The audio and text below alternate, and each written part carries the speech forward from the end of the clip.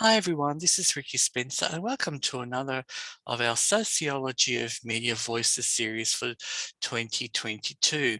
And today we've got Dr. Ruth Singer. And Dr. Ruth Singer is a linguist who researches multicultural language practices in collaboration with Warruwi Community, an Indigenous community of Arnhem land in Australia. Her current interest is in exploring how local kinds of multilingualism, oh gosh, my words aren't coming out right today, Doctor, have shaped diversity among the languages of Arnhem land. Dr. Ruth Singer also creates digital language resources with Warruwi Community, including producing films with young people and 2 dictionaries of Mawng. I might have to get her to pronounce those words for me properly. Her language documentation work has involved building archival collections of Mawng and other Indigenous languages of Warruwi in their multilingual context. She also writes about collaborative approaches to linguistic research with Indigenous communities. Ruth Singer is an Australian Research Council Future Fellow at the University of Melbourne. We've also included some 3 fabulous links that she has so kindly provided for us to share with the broad community, which I'm really excited about, which is a resource with the Warruwi community to support Mawng and other Indigenous languages spoken there. And again, we're hoping that for all you teachers listening, especially in secondary schools and primary schools, to please follow those links that we'll provide and have your young students access those resources and learn a few words and perhaps delve further into the culture. Without further ado, welcome Dr. Ruth Singer. Hi Ricky, how's it going? Good. So tell us a little bit about yourself, Ruth, and what got you excited into getting involved in the world of linguists. Well, I guess I got very inspired by a particular lecturer, Nick Evans, who's at the Australian National University now. And the way he talked about Indigenous languages as a sort of window onto Indigenous culture and Indigenous lives, and how, you know, even the grammatical aspects of language can sort of reflect this in different ways. I guess I was sort of inspired to do analysis of languages, but also to work with an Indigenous community. So I guess when I started on my PhD, which I started with Warruwi Community back in 2002, it was sort of those two things that got me interested. And tell me a little bit about the community. Whereabouts is it located for those who are listening here and aren't quite trying to get the geography? Whereabouts is the community located? Well, it's in Western Arnhem land.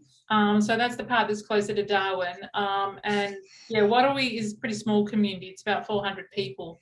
So most people haven't heard of it. Also because it's not very accessible because it's on a small island, but the island's very close to the coast.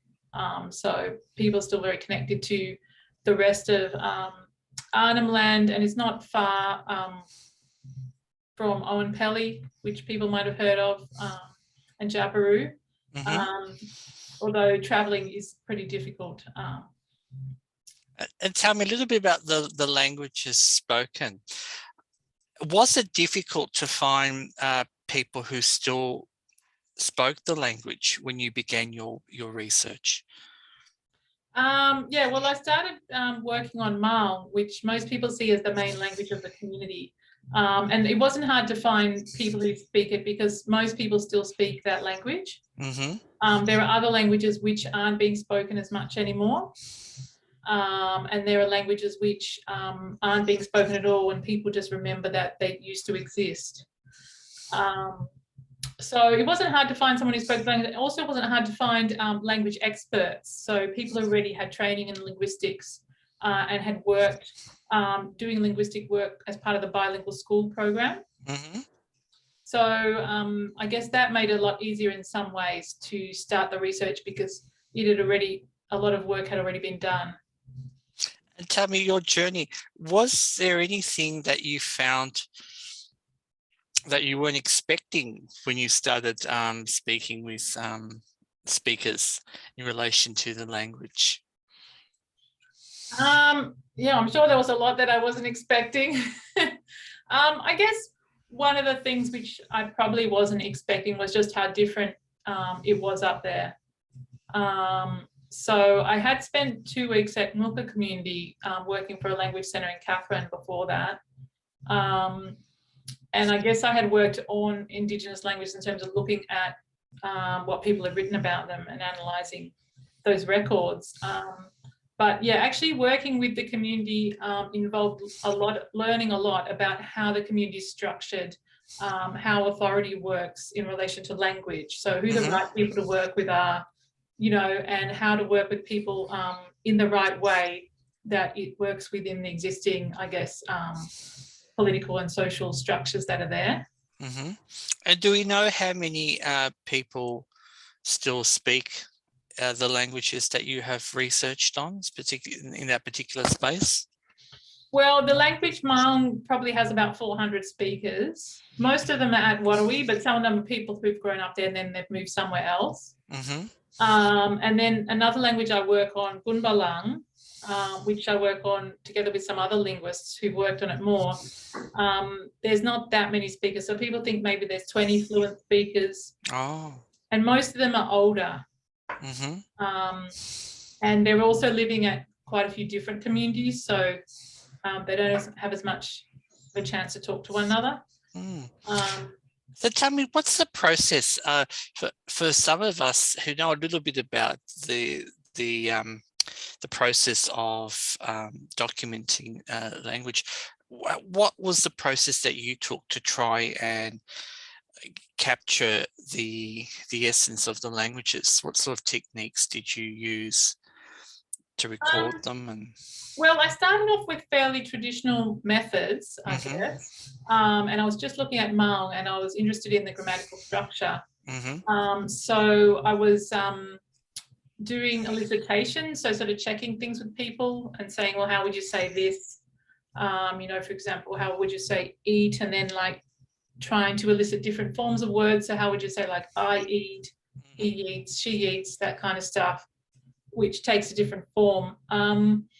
But more recently, I've started doing more sort of collaborative research and focused on multilingualism. So more looking at just how people communicate in an everyday way, rather than sort of reifying certain forms of the language. So also working more closely with community members, training community members to do linguistic research and make recordings, and sit down with one another, record conversations, more natural kind of interaction where people draw on all different languages. How did you find that experience of recording voices on digital platforms? Were the elders comfortable with that, or was it something that took a bit of time to convince them of the importance of preserving the language using these Western constructs of these types of machinery that they may have seen? Well, people are really comfortable with making audio recordings because they had been making recordings of one another to create storybooks, for example, for the bilingual school program. But it was more a matter of what people were comfortable initially with me recording. So who was comfortable with me recording what from them. And so for the first couple of years, we didn't record any stories, which I'd sort of expected to do because it's what linguists traditionally do. So now looking back, I can see that that's because people didn't fully trust me yet. And obviously stories, if they're traditional myths or even if they're stories about early contact or recent history, people are a lot more careful about who records what, with whom, and that kind of thing. Did you find there was a difference between the way women would speak with other women as opposed to the way men would speak to other men? That's a really interesting question. And I guess one of the things about my research is it's very much sort of situated in who I am. So I've worked mainly with women, especially initially. And I guess more recently I have done more recordings with men. But it's been more like a group of, like a pair of men and women, or a group of men and women talking together. So I really couldn't say much about how men talk to one another when there's no women there. But I think, yeah, that kind of stuff is really interesting. And I think you always have to remember, you know, that you've worked with certain groups of families and this is their view of things and this is the way they speak. But that you can't even really generalize over the whole community, because there's a lot of other people you've never worked with and you haven't talked to. And so everyone's, you know, there's just a lot of, even though it's a small community, there's a lot of different perspectives. I'll always be interested with languages, like when they're in a community, and you know, obviously now everyone has access to television, radios, and traveling. Has there been any aspect of their language that the women have advised you that has changed over time as a result of being around other people and being influenced by different settlers coming through? Yeah, I'm very interested in the question of how language might have changed over time. And it's been quite hard to get a handle on, because people will sometimes talk about children, you know, the kids are saying this, you know, slightly different form, for example, than this other form. But because there have been records of Mawng made since the 40s, there's not obvious, there's not really obvious things that have changed. But I think with my work on multilingualism, and also looking at the history of the community, I think the main thing that's changed is the different languages which are spoken there. It's still very multilingual, but the exact mix of languages, so some are no longer used. Oh, okay. Which come from Western Arnhem Land, but then other languages like Eastern Arnhem Land languages have come in, and English. So there's still about, you know, the same number of languages. It's just a different mix. And what about in their form when people are speaking? Do they speak in terms of the past being the past and the future being the future? Or how is time conceptualized in the languages that you have found in your research? Yeah, that's an interesting question. I haven't looked that much at time. I guess there are some expressions which I initially found a little confusing, because they seem to be used for example, you could use the same word for yesterday or for like a few days ago. And then another word you can sort of use for now or soon. So sometimes I think the conception of time is a bit more flexible. It's not so much about exactly counting each day. It's more like a sense of. Which is interesting, isn't it? Because again, it's our Western lens that we look at and we try and put that onto different cultures. But I guess it all depends on the context and the social context to which people are living their needs. Were you able to observe mothers with their young and the acquisitions of languages from birth? A little bit, yeah. I haven't worked specifically on child language learning, but yeah, sometimes you do see people with their babies talking to them. And recently we were doing some recording with a woman who was looking after a little baby for a little while. So she sometimes had the baby. We were making recordings of sign language. Yeah, I think the ways people talk to children in some ways are similar to any culture, in that there's sort of special baby terms, baby ways of pronouncing mum and dad that are a bit different. and that people speak sort of more slowly and Oh, simply. okay. Yeah, and they'll use special kind of melody in their voice. So is tone of voice something that is accentuated? I want no, just to throw it more for women than for men. Could be. I probably, yeah, because I work a lot with women, I probably haven't heard as many men talking to babies. But I mean, they're general features of the way people talk to children in many places around the world. So, and I think also because they have also sign languages up there, which are used by everybody regardless of hearing. Oh, that's interesting. So, Yeah. and is this something that has always been that you could gather around for that community? Yeah. So, like most communities around Australia, there's a small sign language of probably a few hundred signs, which people use alongside their speech, or without speech sometimes, when speech isn't suitable. But I think these they are useful for children as well, particularly when children are starting to, when children are learning multiple languages at once, they tend to start speaking a little later. Lovely. And I want to now ask you a little bit about you're organising a committee for spinning a better yarn. Could you like to tell us a little bit about that project?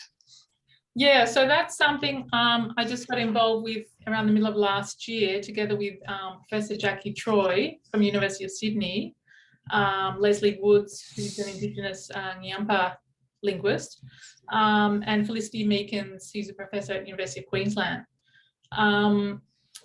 So, yeah, the idea was initially to sort of, I guess, get my aim, I guess, in getting involved was for non-Indigenous linguists to pay more attention to the writings of Indigenous linguists. So to read their writing more and discuss it and that kind of thing and engage with it more. But what's emerged is actually really interesting. And it's been, so far we've had 4 sessions, which you can watch on YouTube. And excited for that. It's actually been a really great way for Indigenous and non-Indigenous linguists to get together. Because I think we often feel like there's not that many Indigenous linguists because they're spread all over the country. And some, like Leslie Woods, are living in remote areas, so not, attending conferences much or going to university seminars, that kind of thing. So it's actually been great sort of discussions that we've had in responses to either presentations of people's own research, or also we've had students, Indigenous students, presenting the work of an Indigenous academic. So it's like a reading group in those sessions. And a lot of Indigenous students of linguistics from around the country have gotten involved. And so I think it's just been great for everyone to get to know each other a little bit in a way that we aren't usually able to. That's wonderful, because one of my passion areas is about increasing the amount of accessibility in high schools for Indigenous and non-Indigenous students to explore Indigenous languages and learn about culture through language and meaning. And it would be wonderful if we would get more. I'm hoping for more in the year 11, year 12 curriculum, that we could perhaps offer more subjects in school spaces, now that we're more comfortable with using digital Zoom technologies, where students could learn about these languages. Can I ask you, do you see that there is a need within our education spaces for all students to learn perhaps languages of different Indigenous languages throughout Australia within the school curriculum?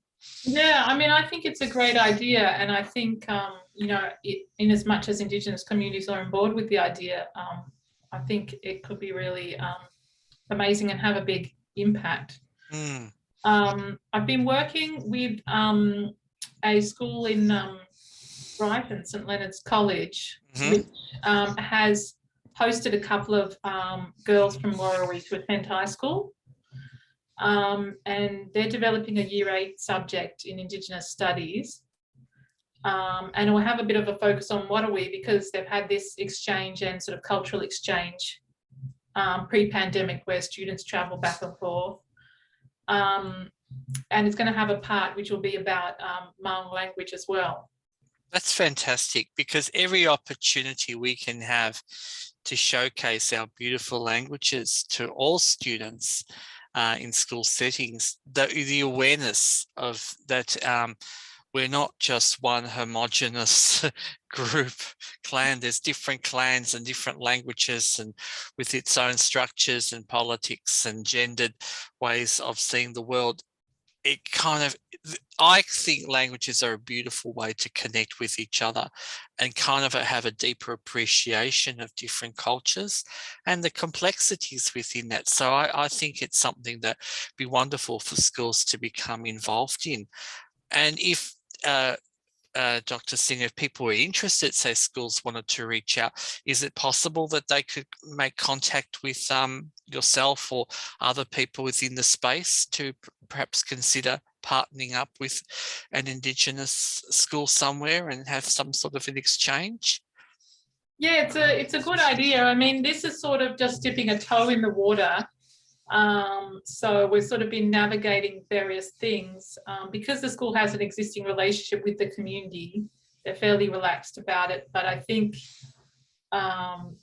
it would be weird for a school to just start teaching Mawng language without having any contact with the community. And the other thing we're navigating is the local Indigenous community over in Brighton, the Boonwurrung. Yes. And, you know, their support for teaching, you know, a language from another place. Yeah. There. So, yeah, I think there's more and more resources online that communities have provided that they're happy for schools to use, but it's still, it can be very personal, particularly with Mawng, because it's sort of the language of a small number of people in their community. I think sometimes it can feel very intimate for people. Like if I try and speak Mawng to someone I don't know up there, they're sort of a bit like, that feels weird because I know everyone who speaks Mawng and people don't speak to me in Mawng who I don't know. So and I guess that's a wonderful message for everyone, you know, to really connect with your local Indigenous communities, find out who the elders are, and really put that branch out that you'd like to learn more and connect. And it's a way of building trust within communities, but then also extending that knowledge and really learning about, you know, the rich cultural tapestry that is in conversation that we so, you know, we take for granted, but it's so important way. Now, another thing I've noticed that you do is you've organised linguists in the pub. Can you tell us a little bit about that and if that's still operating? Yeah, it's still operating, although we did have to have some online sessions in the last 2 years. That's a group that's been going for about 10 years now. Wow. Yes, which I only noticed because one of the other organisers decided to write a journal article about it, 10 years linguistics in the pub. And it was interesting because it's one of those things which you sort of just go along and you don't really think about that much what you're doing. And so it was good to sort of reflect on, well, what were we doing? And I think what we were trying to do was have an informal conversation. So we don't have sort of, it's not like a seminar series. We don't have a big presentation, but we often have a guest who talks about their work and then we discuss sort of things that we can all engage with, I guess, connected to that topic. But I think one of the things that I think we've seen in this pandemic with this kind of forum is how invaluable these informal conversations are, and that they're not always accessible to everyone. So one of the things with linguistics in the pub is that we always try and involve people at all different levels, so students and staff at different levels, and now we've even been involving third years, so undergraduates, connecting with the Linguistics Undergraduate Club at Melbourne Uni last year. So I think that it sort of opens up these kind of informal conversations and connections to everyone. And yeah, I think that has been quite valuable, and I think it's also a space to talk about things which linguists don't talk about in the literature. because we're not a very reflective type of academic. And we tend to sort of avoid talking about politics, and I think that's where I think a lot of the difficulties with connecting well with Indigenous communities has come from. In that we're sort of like, oh, this could be a little bit of a politically hairy area. We're not really on top of things, so we won't go there, I guess. For me, it's also it's the appreciation and maintenance, and making sure that the footprints are there for future generations. And although I do respect different areas and different hierarchies within that, but at the end of the day, it's really about the maintenance and preserving of languages so they're not lost forever, and that they're somehow continued on so that we can understand a little bit about the past and the present and the future, the way it's all interconnected within, in Indigenous cultures. And I also wanted to ask you about this resource that you've produced to support Indigenous languages. Can you tell us a little bit about that website that you've created?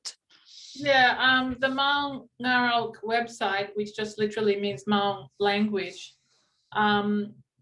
I guess I started that a while ago in order to make recordings that we were making at Warruwi accessible to everybody.